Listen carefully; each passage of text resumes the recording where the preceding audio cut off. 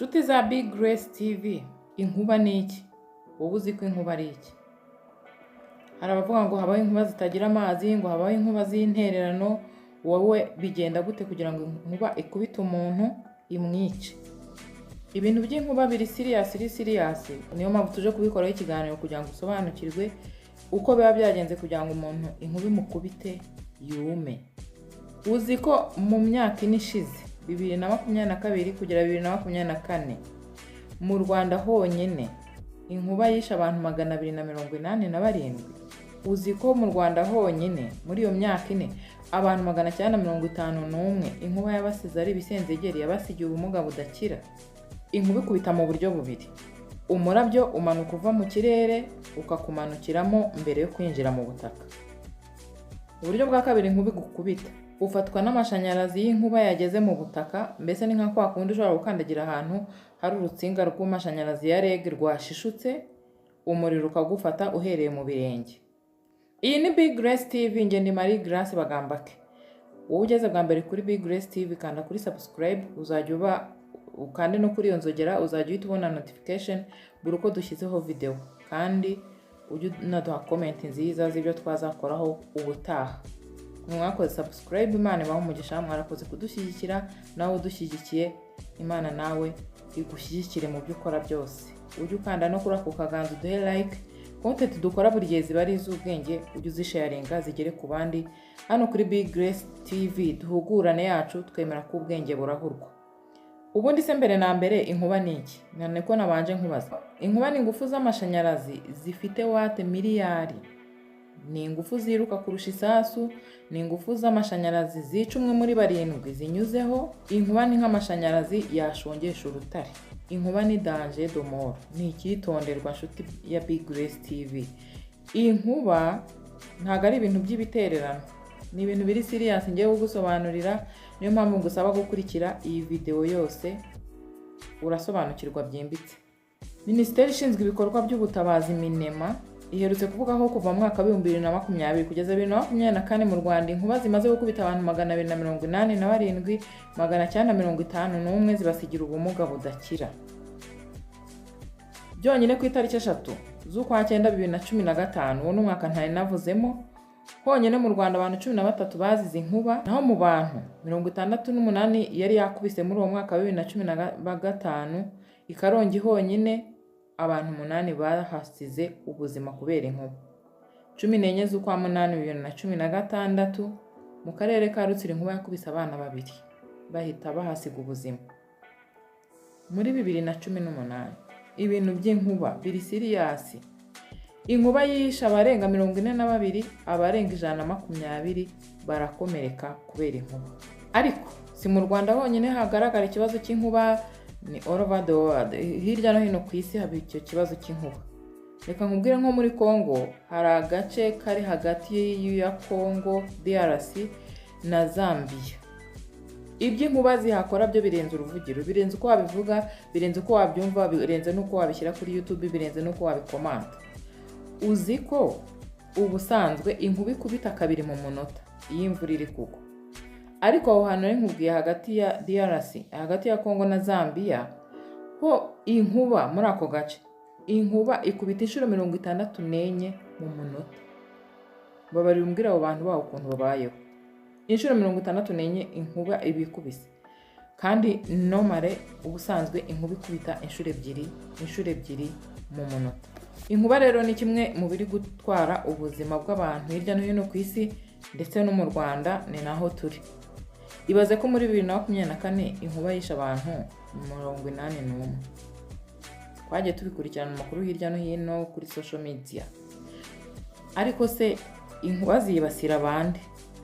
Inkuba akenshi zibasira abantu baryama bafite amayekuteri mu mutwe n'ibindi bikoresho by'ikoranabuhanga hafi yabo. Hari umuntu rwose ujya gusinzira ngo ngiye sinasinzira, ngo ntashyize amayekuteri ngo nkumva uturirimbo turi duse ngo nkasinzira.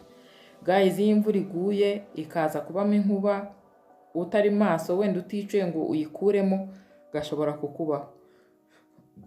Abandi bantu inkuba zibasira zikubita abantu baba bakomeza kugendagenda imvura irimo igwa, irimo imirabyo n'inkuba. iyi nkuba zikunze gukubita abantu bugamye munsi y'igiti. Inkuba zikubita abantu batinyuka kujya hanze kureka amazi mu mvura irimo imirabyo n'inkuba. Bigenda bite rero ngo inkuba ikwice? Bigenda bite ngo inkuba ikwice? Nakubwiye, nagusabye ngo ukurikire iki kiganiro kugeza kirangiye usobanukirwe. Ntabwo ari ibitererano, ahubwo bigenda bite kugira ngo inkuba ikwice. Icyambere, ubusanzwe mbere y'uko inkuba ibombogotana cyangwa se iturika cyangwa isakuza, sinzi ruriya rusaku rw'inkuba uko narwita, mbere y'uko inkuba isakuza umuntu abanza kubona umurabyo.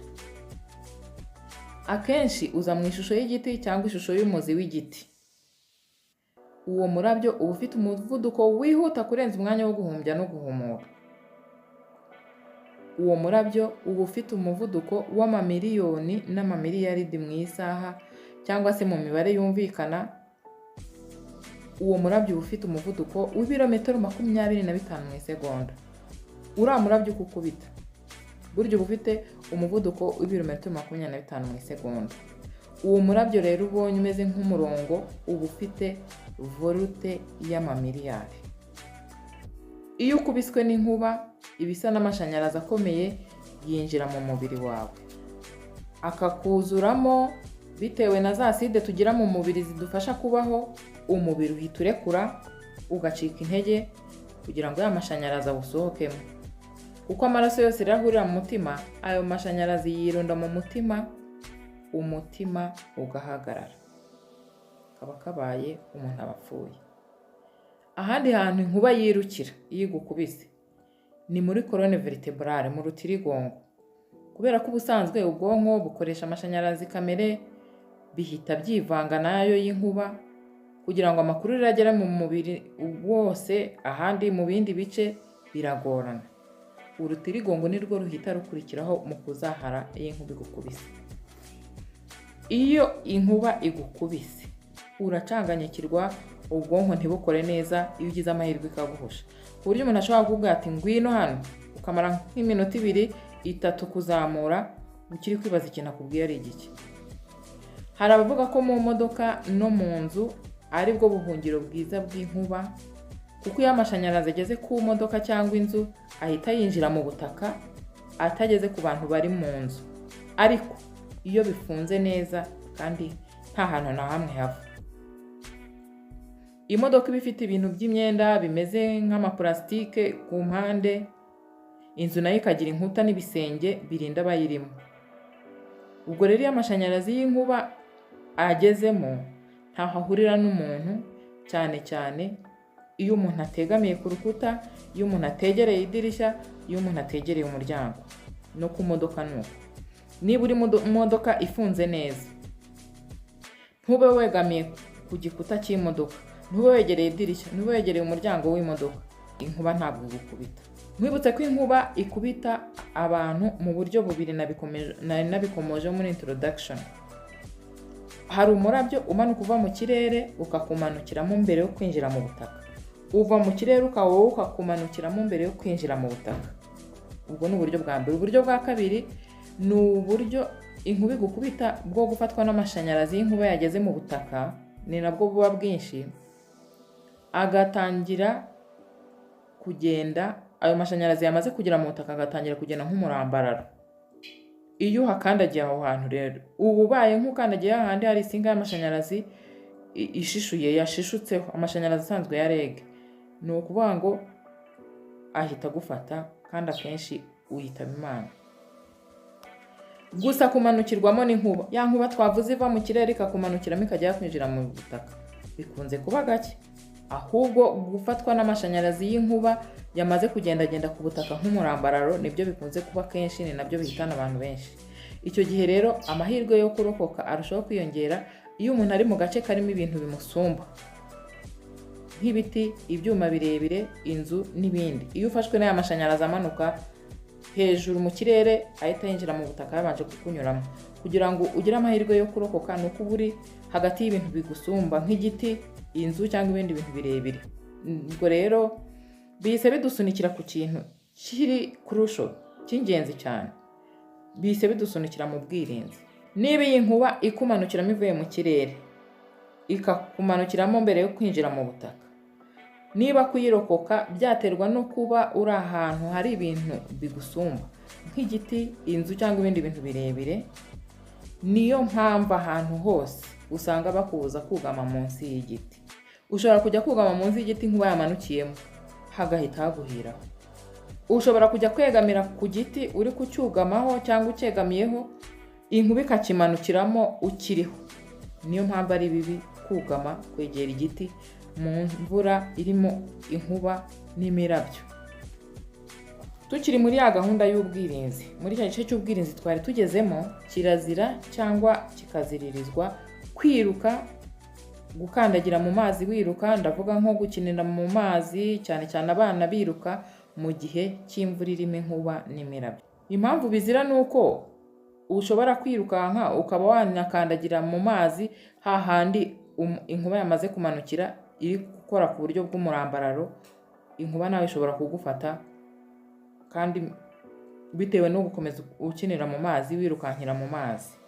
Keretse iyo ubashije kugira uburyo wiruka ariko ukajya ugeraho ukanegeranya amaguru, ndaza kubigeraho, ku buryo utiruka utandukanya amaguru cyane. Niyo mpamvu y'inkuba ikubise nk'itungo bigoye ku itungo rirokoka.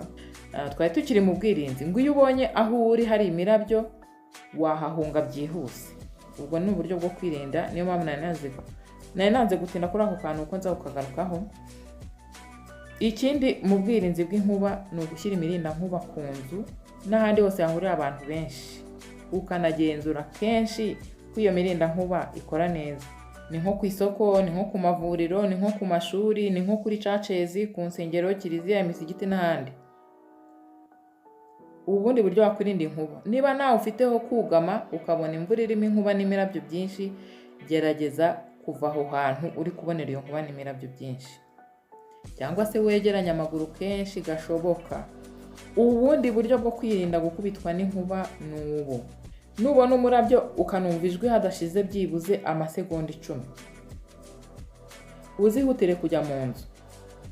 Bivuze ko mu kirere urimo harimo inkuba nyinshi. Nugera mu nzu uzirinde kwegera imiryango cyangwa amadirishya, kwegamira ku nkuta. Kirazira mu kwirinda inkuba, kirazira kujya muri pisine imvura igwa. Noneho by'akarusho niba harimo n'imirabyo n'inkuba, wunga va mu kintu cyitwa pisine imvura igwa irimo inkuba n'imirabyo. Irinde kujya ahantu hejuru nko mu bisenge imvura iri kugwa. Ngo ikisenge cyawe ngo cyari hari ahantu wari bagiye kuzirika, ngo ugiye kuhazirika ariko ukabyibuka ari uko imvura iguye. Guys, n'ubundi Imana yakurinda, tegereza imvura ibanze ihite ujye urira aho hejuru nyuma. Irinde kuryama urambaraye ku butaka. Hari nk'abana bajya nko mu nzu imvura irimo iri kugwa bakaba bari kwikinira, kandi harimo n'inkuba ndetse nyinshi cyane n'imirabyo. Kirazira kuryama urambaraye ku butaka, ku makaro, ku isima, mbese mu nzu yawe. Aho kugira ngo ufate iyo position yo kurambarara, ahubwo wasutama ugafunga amatwi, ugashyira umutwe mu maguru, ugakora uko ushoboye umutwe, ukamekinga gashoboka ko uwushyizemo neza. Ni uburyo buzakurinda inkuba ku buryo bufatika cyane. Niba kandi imvura iguye iri mu ishyamba, ushobora kuba wari uri guhinga, wari ugiye gutashya, wari uri gukorera ishyamba, wari uri byinshi, irinde kwegera ahantu hari igiti kimwe. Ahubwo reba ahantu hari ibiti byinshi, aba ariho wugama, ujye hagati muri ibyo biti cyangwa nko mu nkombe yabyo.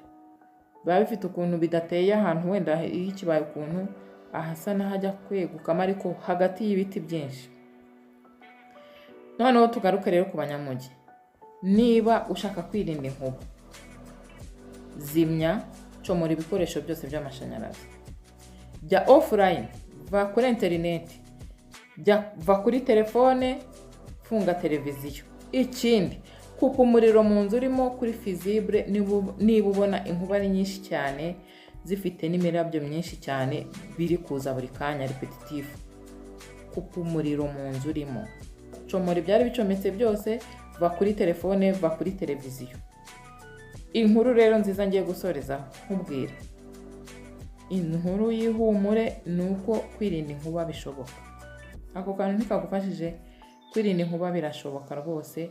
irinde gukoresha ibikoresho by'amashanyarazi mu gihe imvura iri kugwa, irinde kugama munsi y'igiti, irinde kugenda mu mvura irimo inkuba, irinde kureka amazi imvura iri kugwa irimo n'inkuba n'imirabyo, irinde kujya online mu mvura irimo inkuba, comora ibintu byose bicometse, kupa umuriro ahari visible, kwirinda inkuba birashoboka. Nta nkuba y'intererano ibaho, nta nkuba itagira amazi ibaho, hari igihe gukubita kuko ayo mashanyarazi yari yamanutse kare hejuru, amashanyarazi y'inkuba yamanutse ukagera ahantu ayo mashanyarazi yarari yinjiye mu butaka, atarahava iragukubita bagahita babyitirira ngo bayaguterereje, ariko nta nkuba y'intererano twari twamenya ngo tuyikoreho ubushakashatsi hano kuri Big Grace TV. Ari iki kiganiro kikunguye tubwire muri comment. Imana iguhe umugisha. Iyi ni Big Grace TV, njye ndi Marie Grace Bagambake.